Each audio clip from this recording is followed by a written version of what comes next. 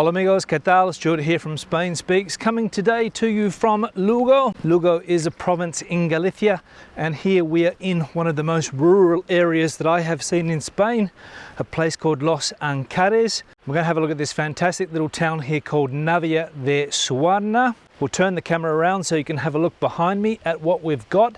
And as I said, one of the most picturesque little villages that I have seen in Spain and in this very remote part of Galicia in the province of Lugo.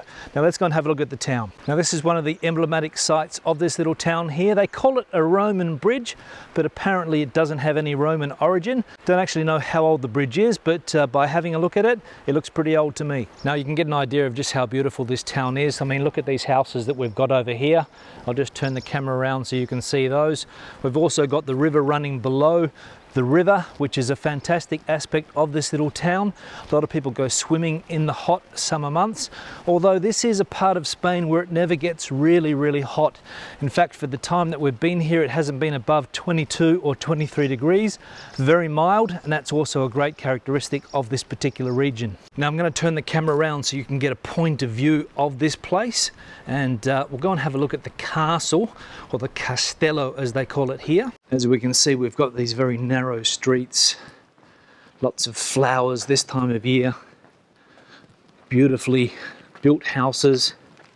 I think this actually looks like some type of hotel or accommodation, not really sure.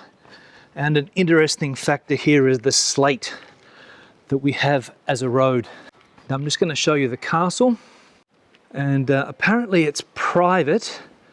There's a bit of a campaign going on there. We can see the sign there that says SOS Castle, and apparently the locals want to get the castle back as it's fallen into private ownership. Don't know how that happens, don't know who buys a castle, but it's happened here and the locals aren't happy. Now let's go and have a look at the main square and see if there's any activity. Don't think there's going to be a lot. Another curious little street there, nice houses. As I said, very well built. You can see the stone that these houses are built with. Very solid construction. There's the local council building, a couple of kids playing. Great place to have kids, I will tell you that. No worries in the world for them here, very safe.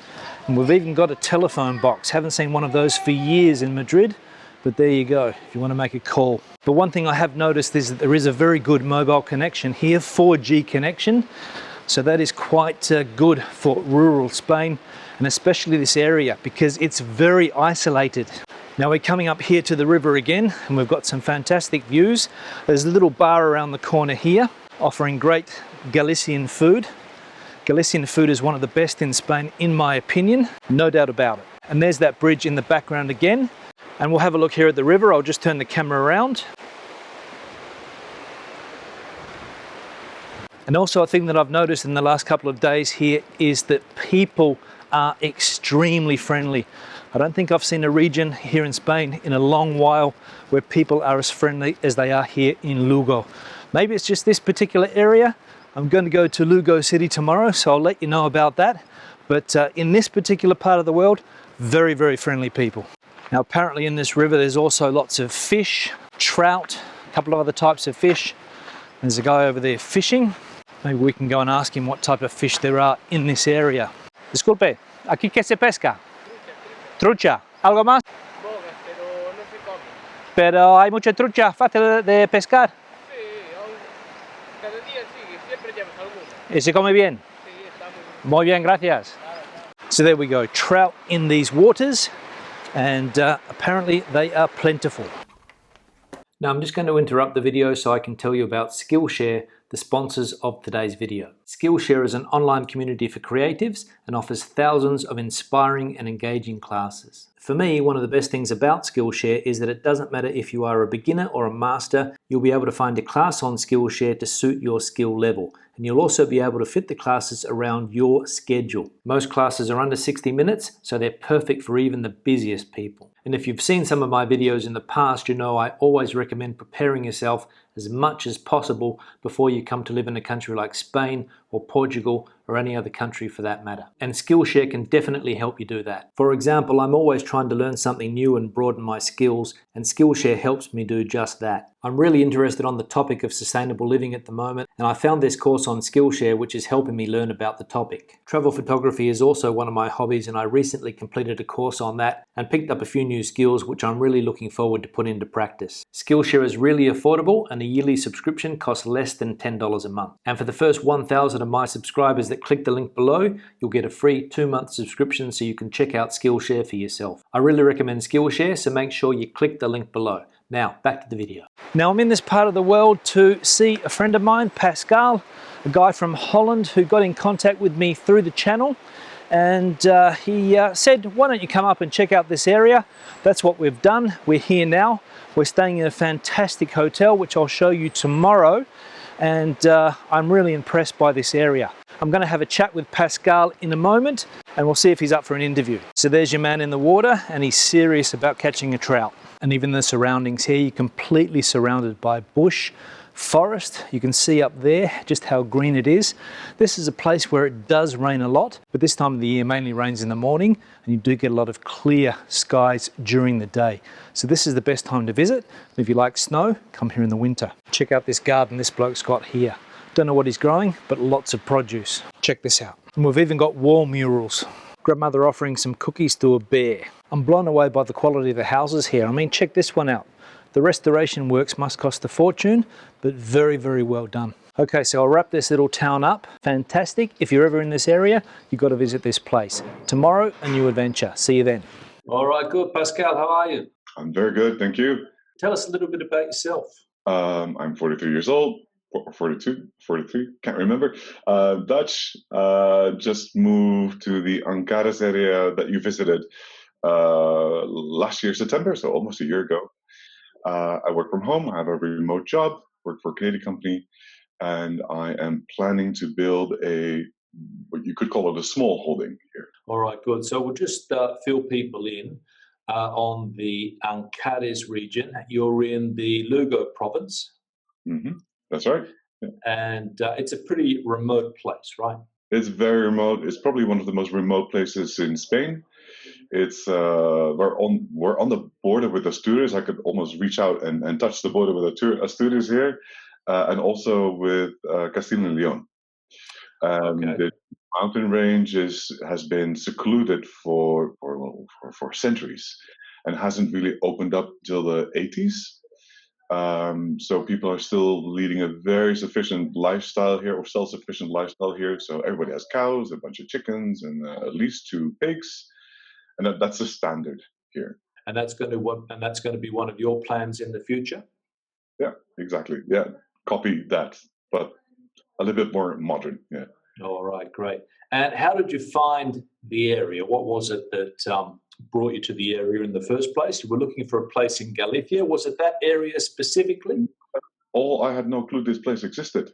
I was looking in the Ribera Sacra, where everybody wants to live. And I have some friends who live there, so I thought that would be a nice connection. And then by accident, I found a house online that I was completely intrigued by, and it was in the Ancares. And I thought, I just have to have a look.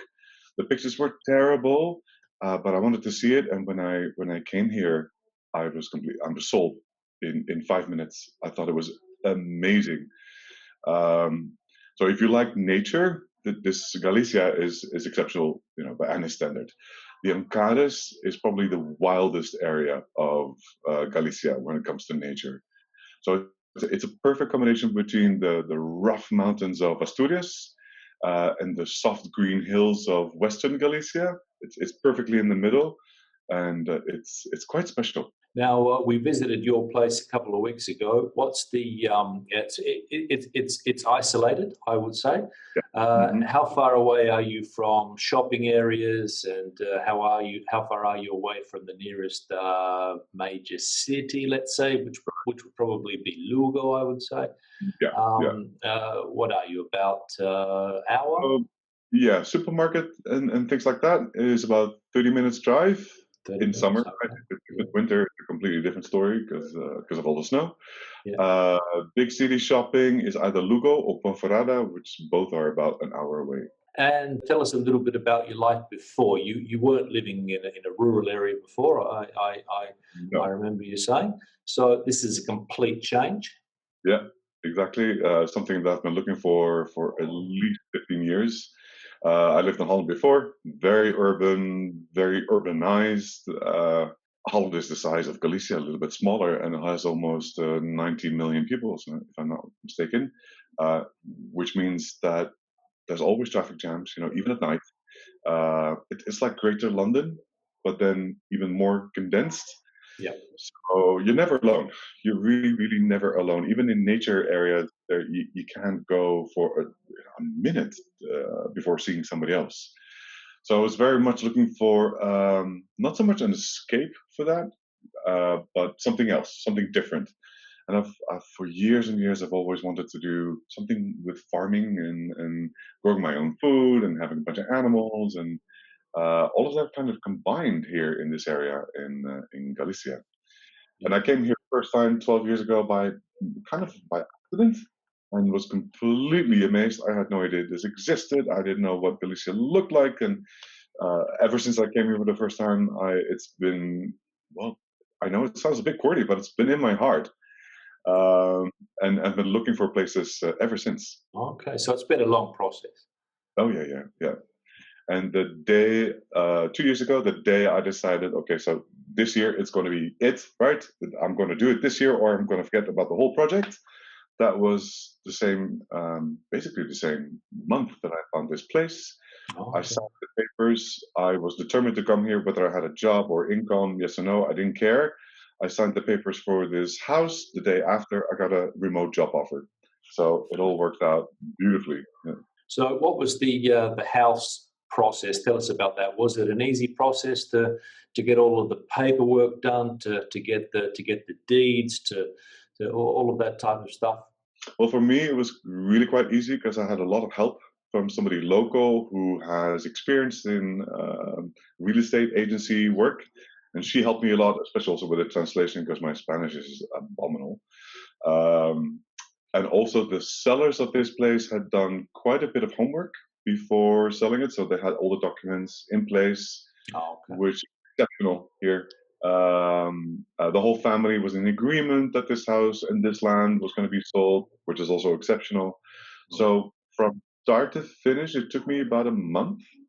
But again, that's an exceptionally quick process. It usually takes a lot longer here. Because that's one of the big problems there, isn't it? That the property falls into the hands of lots of different owners, and very rarely do they come to an agreement.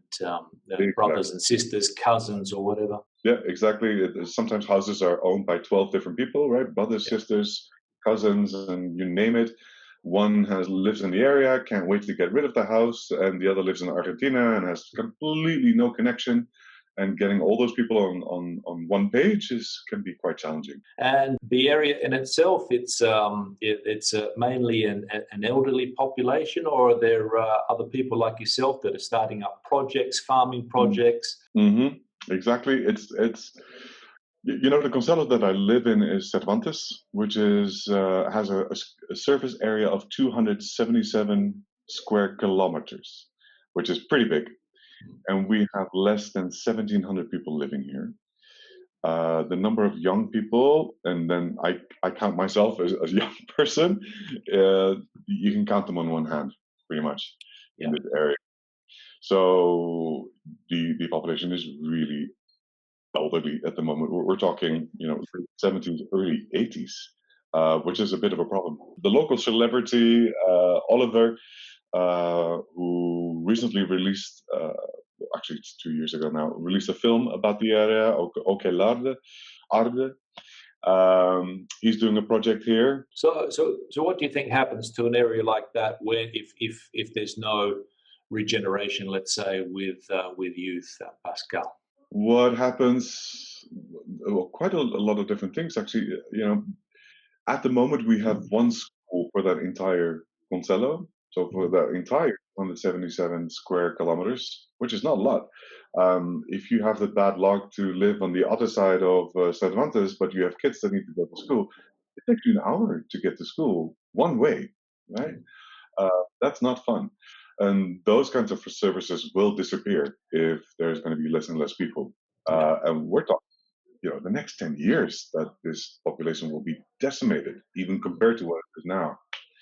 On the other hand, when those people do disappear and they're not replaced, all the lands and all the houses and properties here will just turn into nature, which is exceptional characteristic, I think, of this area.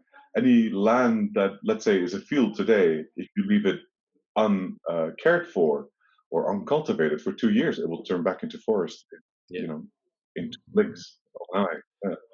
So there are some positive things, but in my opinion, mostly negative things, because it already is so depopulated.